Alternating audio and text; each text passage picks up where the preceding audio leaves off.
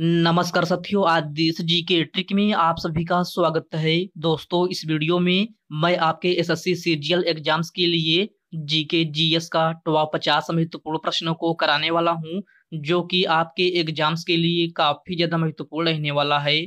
तो साथियों, इस वीडियो को आप बड़े ही ध्यानपूर्वक एंड तक जरूर देखिएगा। तो साथियों, आज का पहला प्रश्न है, निम्नलिखित में से पूर्वोत्तर भारत की कौन सी झील मीठे पानी की सबसे बड़ी झील है? ऑप्शन है लोकटक झील, कोलेरू झील, डल झील और ऑप्शन डी है पुलिकट झील। तो साथियों, पूर्वोत्तर भारत की मीठे पानी की सबसे बड़ी झील लोकटक झील है।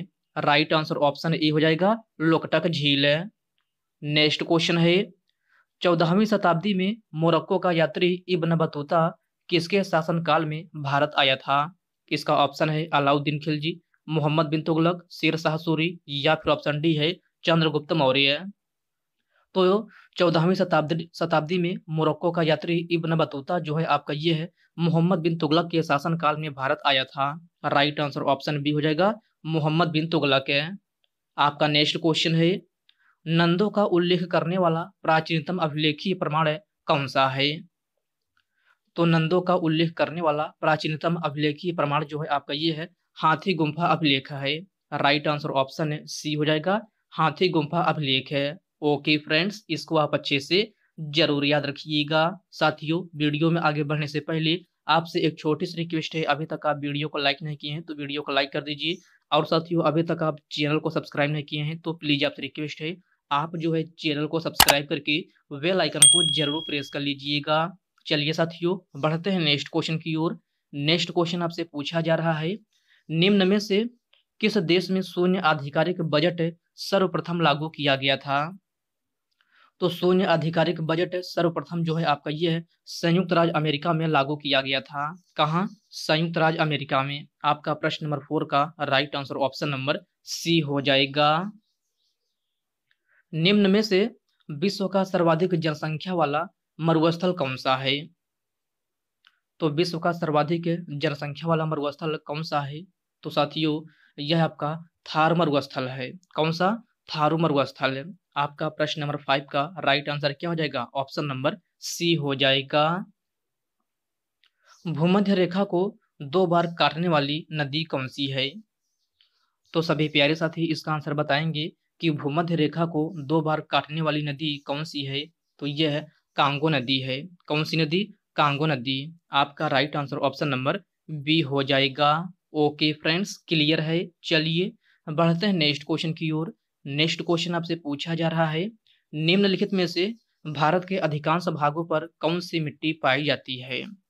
लाल मिट्टी, काली मिट्टी, जलोढ़ मिट्टी या फिर ऑप्शन डी है पर्वतीय मिट्टी। तो भारत के अधिकांश भागों पर कौन सी मिट्टी पाई जाती है? तो यह आपका जलोढ़ मिट्टी है। आपका प्रश्न नंबर 7 का right answer option number C हो जाएगा जलोढ़ मिट्टी। भारतीय राष्ट्रीय कांग्रेस की स्थापना किस वर्ष हुई थी? तो भारतीय राष्ट्रीय कांग्रेस की स्थापना जो है आपका ये है 1885 ईस्वी में हुई थी। कब? 1885 ईस्वी में। आपका right answer option number A हो जाएगा। अंडमान और निकोबार को निम्न में से कौन सा चैनल अलग करता है? तो प्यारे साथियों, अंडमान और निकोबार को जो है आपका 10 डिग्री चैनल अलग करता है। राइट आंसर क्या हो जाएगा? ऑप्शन नंबर ए हो जाएगा 10 डिग्री चैनल। ओके फ्रेंड्स, इसको आप अच्छे से जरूर याद रखिएगा। आपका नेक्स्ट क्वेश्चन है, निम्नलिखित में से कौन सा निचली भूमि क्षेत्र युक्त महाद्वीप है?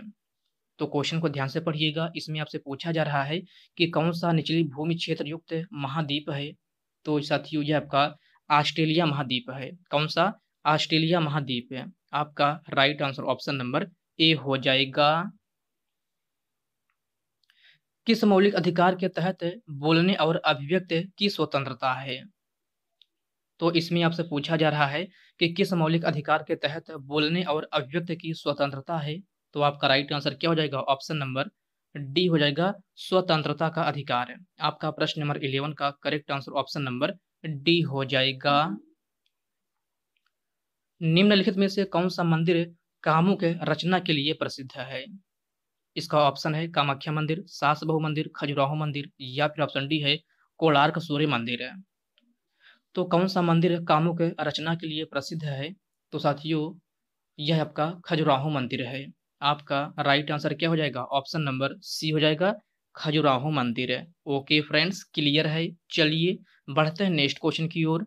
नेक्स्ट क्वेश्चन आपसे पूछा जा रहा है, कोल्लेरू झील निम्नलिखित में से किसके त्रिकोण में पाई जाती है? तो कोल्लेरू झील जो है आपका यह किसके त्रिकोण में पाई जाती है?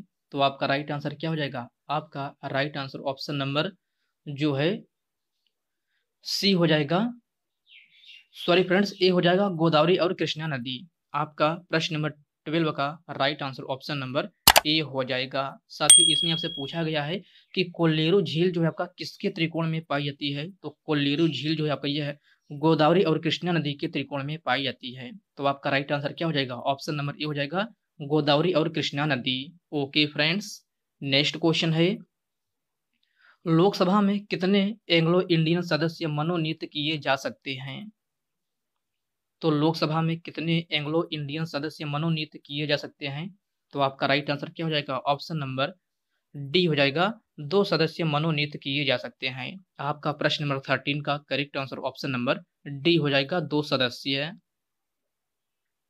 खजुराहो का कंदारिया महादेव मंदिर किस भगवान को समर्पित है? सूर्य, कृष्ण, शिव या फिर विष्णु? तो खजुराहो का कंदारिया महादेव मंदिर जो है आपका ये है भगवान शिव को समर्पित है। किसको? भगवान शिव को। आपका राइट आंसर क्या हो जाएगा? ऑप्शन नंबर सी हो जाएगा। अगला प्रश्न है, अशोक का सिंह स्तंभ कहाँ पर स्थित है? तो अशोक का सिंह स्तंभ जो है कहाँ पर स्थित है? पाटलिपुत्र, सारनाथ, मेहरौली या फिर झांसी? आपका right answer option number B हो जाएगा, सारनाथ है। अशोक का सिंह स्तंभ कहाँ पर स्थित है? तो सारनाथ में स्थित है। आपका प्रश्न नंबर 15 का correct answer option number B हो जाएगा। रियो पैरा ओलंपिक 2016 में दीपा मलिक ने कौन सा पदक जीते थे? तो इसमें आपसे रियो पैरा ओलंपिक 2016 का पूछा जा रहा है कि दीपा मलिक ने कौन सा पदक जीती थी। तो साथियों यह आपका कौन सा पदक जीती थी? तो इसमें आपका करेक्ट आंसर जो है क्या हो जाएगा? ऑप्शन नंबर ए हो जाएगा, रजत पदक है। प्रश्न नंबर 17 का correct answer option number A हो जाएगा। दक्षिण भारतीय मंदिरों के प्रवेश द्वार को क्या कहा जाता है? तो दक्षिण भारतीय मंदिरों के प्रवेश द्वार को क्या कहा जाता है? तो प्यारे साथियों इसे गोपुरम कहा जाता है। क्या? गोपुरम। आपका प्रश्न नंबर 18 का राइट आंसर क्या हो जाएगा? ऑप्शन नंबर बी हो जाएगा। सापेक्ष घनत्व की इकाई क्या होती है? तो इसमें आपसे पूछा जा रहा है कि सापेक्ष घनत्व की इकाई क्या होती है। इसका ऑप्शन दिया गया है, किलोग्राम प्रति मीटर, किलो प्रति मीटर, मिलीलीटर प्रति मीटर या फिर ऑप्शन डी है कोई इकाई नहीं। तो साथियों इसमें आपसे सापेक्ष घनत्व की इकाई पूछी जा रही है, तो सापेक्ष घनत्व की जो है कोई भी इकाई नहीं होती है। तो आपका राइट आंसर क्या हो जाएगा? ऑप्शन नंबर डी हो जाएगा, कोई इकाई नहीं होती है। ओके फ्रेंड्स, क्लियर है। चलिए बढ़ते हैं नेक्स्ट क्वेश्चन की ओर। नेक्स्ट क्वेश्चन आपसे पूछा जा रहा है, दिल्ली सल्तनत के किस लोकप्रिय सुल्तान ने अलाई दरवाजा का निर्माण करवाया था? तो अलाई दरवाजा का निर्माण जो है आपका यह अलाउद्दीन खिलजी ने करवाया था। कौन? अलाउद्दीन खिलजी ने। आपका प्रश्न नंबर 20 का right answer option number D हो जाएगा। बर्फ का गलनांक बिंदु क्या है? तो बर्फ का गलनांक बिंदु क्या है? तो बर्फ का गलनांक बिंदु जो है आपका यह 273.15 केल्विन है। कितना? 273.15 केल्विन है। आपका राइट आंसर क्या हो जाएगा? ऑप्शन नंबर ए हो जाएगा। साथियों याद रखिएगा इसका आंसर किसमें होगा? केल्विन में होगा। तो प्रश्न नंबर 21 का right answer option number A हो जाएगा, 273.15 kelvin. Okay friends, next question है, निम्नलिखित में से विश्व के सबसे ऊंचा जलप्रपात कौन सा है? तो विश्व का सबसे ऊंचा जलप्रपात आपसे पूछा जा रहा है कि कौन सा है।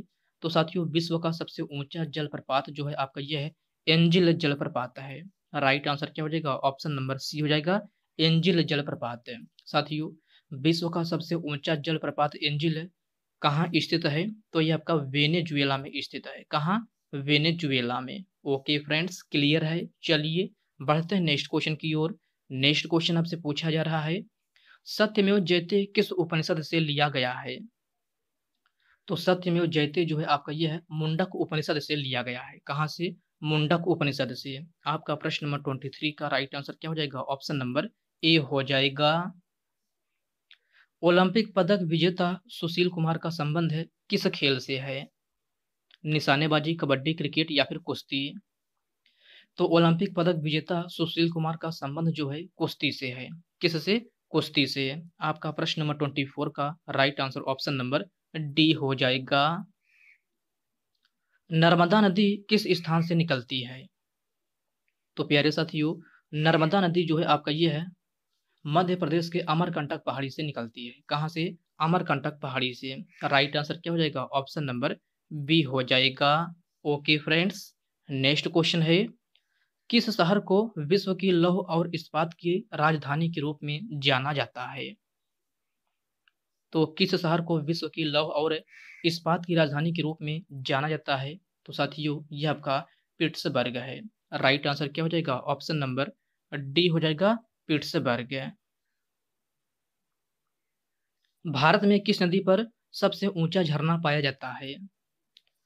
तो भारत में किस नदी पर सबसे ऊंचा झरना पाया जाता है? तो यह आपका शरावती नदी पर पाया जाता है। राइट आंसर क्या हो जाएगा? ऑप्शन नंबर ए हो जाएगा, शरावती नदी पर। साथियों, शरावती नदी पर सबसे ऊंचा झरना कौन सा है? तो यह आपका जोग जलप्रपात है। कौन सा? जोग जलप्रपात है, जो कि आपका किस राज्य में है? तो यह आपका कर्नाटक राज्य में है। किस राज्य में? कर्नाटक राज्य में। तो इन सभी पॉइंट को आप अच्छे से जरूर याद रखिएगा। मौलिक अधिकार में समानता का अधिकार क्या है? तो मौलिक अधिकार में समानता का अधिकार क्या है? तो मौलिक अधिकार में समानता का अधिकार जो है आपका ये है, कानून के समक्ष सभी लोग समान हैं। राइट आंसर क्या हो जाएगा? ऑप्शन नंबर जो है आपका सी हो जाएगा, कानून के समक्ष सभी लोग समान हैं। तो आपका प्रश्न नंबर 28 का right answer option number C हो जाएगा। महाबलीपुरम के प्रसिद्ध समुद्र तट का निर्माण किसने करवाया था? तो इस क्वेश्चन में आपसे पूछा जा रहा है कि महाबलीपुरम के प्रसिद्ध समुद्र तट का निर्माण किसने करवाया था? तो प्यारे साथियों, ये आपका नरसिंह वर्मन द्वितीय ने करवाया था। किसने? नरसिंह वर्मन द्वितीय ने। आपका राइट आंसर क्या हो जाएगा? ऑप्शन नंबर ए हो जाएगा। निम्नलिखित में से किसको धार्मिक स्वतंत्रता का अधिकार दिया गया है? तो धार्मिक स्वतंत्रता का अधिकार है किसे दिया गया है? तो साथियों, यह जो है सभी नागरिकों को दिया गया है। किसको? सभी नागरिकों को। आपका राइट आंसर क्या हो जाएगा? ऑप्शन नंबर डी हो जाएगा। लाल मिट्टी का लाल रंग किसके कारण होता है? तो सभी प्यारे साथी इसका आंसर बताएंगे कि लाल मिट्टी का लाल रंग किसके कारण होता है। तो साथियों, यह जो है फेरिक ऑक्साइड के कारण होता है। किसके कारण? फेरिक ऑक्साइड के कारण। आपका प्रश्न नंबर 31 का राइट आंसर क्या हो जाएगा? ऑप्शन नंबर ए हो जाएगा। पहली सार्वभौमिक परिषद कब गठित की गई थी? तो पहली सार्वभौमिक परिषद कब गठित की गई थी? 1839 में, 1883 में, 1893 या फिर 1987 में? तो पहले सार्वभौमिक परिषद कब गठित की गई थी? तो यह आपका 1893 ईस्वी में गठित की गई थी। कब? 1893 ईस्वी में। राइट आंसर क्या हो जाएगा? ऑप्शन नंबर सी हो जाएगा। अर्थशास्त्र में वैकल्पिक कार्यक्रम का क्या अर्थ है? तो अर्थशास्त्र में वैकल्पिक कार्यक्रम का क्या अर्थ है? तो साथियों, यह आपका क्या होता है? तो दीर्घकालिक योजना होता है। क्या? दीर्घकालिक योजना। आपका राइट आंसर क्या हो जाएगा? ऑप्शन नंबर डी हो जाएगा। एक नर्तक की कांस्य प्रतिमा कहाँ से मिली है? तो एक नर्तक की कांस्य प्रतिमा कहाँ से मिली है? लोथल, मोहनजोदड़ो, हड़प्पा या फिर कालीबंगा? आपका राइट आंसर क्या हो जाएगा? ऑप्शन नंबर बी हो जाएगा, मोहनजोदड़ो। एक नर्तक की कांस्य की प्रतिमा कहाँ से मिली है? तो मोहनजोदड़ो से मिली है। आपका प्रश्न नंबर 34 का राइट आंसर क्या हो जाएगा? ऑप्शन नंबर बी हो जाएगा। शुक्र अपनी अक्ष के डॉट डॉट से डॉट डॉट के चारों ओर घूमता है। तो शुक्र अपनी अक्ष के चारों ओर जो है आपका यह पूर्व से पश्चिम की ओर घूमता है। तो इसमें आपका पूर्व भरा जाएगा और इसमें जो है आपका पश्चिम शब्द भरा जाएगा। तो शुक्र अपनी अक्ष के पूर्व से पश्चिम की ओर चारों ओर घूमता है। तो आपका राइट आंसर क्या हो जाएगा? ऑप्शन नंबर ए हो जाएगा, पूर्व और पश्चिम। प्रश्न नंबर 35 का right answer option number A हो जाएगा। धर्मनिरपेक्ष राज्य का अर्थ क्या है? तो धर्म निरपेक्ष राज्य का क्या अर्थ है? तो धर्म निरपेक्ष राज्य का अर्थ जो है आपका यह है, सभी धर्म को एक समान रूप से देखना। तो आपका प्रश्न नंबर 36 का राइट आंसर क्या हो जाएगा? ऑप्शन नंबर जो है डी हो जाएगा, सभी धर्मों को एक समान रूप से देखना। ये किसका अर्थ है? तो ये आपका धर्म निरपेक्ष राज्य का अर्थ है। ओके फ्रेंड्स, क्लियर है। चलिए बढ़ते हैं नेक्स्ट क्वेश्चन की ओर। नेक्स्ट क्वेश्चन आपसे पूछा जा रहा है, भारतीय अर्थव्यवस्था में प्रयुक्त प्रणाली कौन सी है? तो भारतीय अर्थव्यवस्था में प्रयुक्त प्रणाली कौन सी है? तो ये आपका मिश्रित अर्थव्यवस्था है। राइट आंसर क्या हो जाएगा? ऑप्शन नंबर सी हो जाएगा, मिश्रित अर्थव्यवस्था। भारत के राज्यपाल किसके द्वारा नियुक्त किए जाते हैं?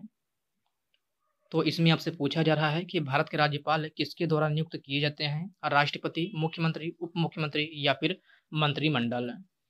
तो प्यारे साथियों, भारत के राज्य का राज्यपाल किसके द्वारा नियुक्त किए जाते हैं? तो यह आपका राष्ट्रपति के द्वारा नियुक्त किए जाते हैं। राइट आंसर क्या हो जाएगा? ऑप्शन नंबर ए हो जाएगा, राष्ट्रपति। निम्नलिखित में से सबसे ऊंची चोटी है, तो इनमें से सबसे ऊंची चोटी कौन सी है? तो यह आपका माउंट एवरेस्ट है। राइट आंसर क्या हो जाएगा? ऑप्शन नंबर सी हो जाएगा, माउंट एवरेस्ट है। ओके फ्रेंड्स, इसको आप अच्छे से जरूर याद रखिएगा। आपका नेक्स्ट क्वेश्चन है, वास्तुकला में पंचायतन शैली शब्द किससे संबंधित है? तो इसमें आपसे पूछा जा रहा है कि वास्तुकला में पंचायतन शैली शब्द किससे संबंधित है? तो प्यारे साथियों, यह आपका जो है मंदिर से संबंधित है। किससे? मंदिर से। आपका प्रश्न नंबर 42 का राइट आंसर क्या हो जाएगा? ऑप्शन नंबर ए हो जाएगा। निम्न में से कौन सी फर्म आर्टिस्ट जिम्नास्टिक्स से जुड़ी है? तो इसमें आपसे पूछा जा रहा है कि कौन सी फर्म जो है आपका आर्टिस्ट जिम्नास्टिक से जुड़ी है। ऑप्शन है डेविस कप, डोडमिंग कप, शाह कप या फिर ऑप्शन डी है विश्व चैलेंज कप। आपका राइट आंसर ऑप्शन नंबर कौन सा हो जाएगा? ऑप्शन नंबर डी हो जाएगा, विश्व challenge cup. Okay friends, next question है, एक मुद्रा की तुलना में मूल्य को क्या कहा जाता है? तो इसमें आपसे पूछा जा रहा है कि एक मुद्रा की तुलना में मूल्य को क्या कहा जाता है? सीमा शुल्क, विदेशी मुद्रा विनिमय दर, प्रशुल्क या फिर ऑप्शन डी है अंतरराष्ट्रीय बैलेंस शीट। तो प्यारे साथियों, एक मुद्रा की तुलना में मूल्य को जो है क्या कहा जाता है? तो विदेशी मुद्रा विनिमय दर कहा जाता है। क्या? विदेशी मुद्रा विनिमय दर। आपका प्रश्न नंबर 44 का राइट आंसर क्या हो जाएगा? ऑप्शन नंबर बी हो जाएगा। राइडर शब्द किस खेल से जुड़ा है?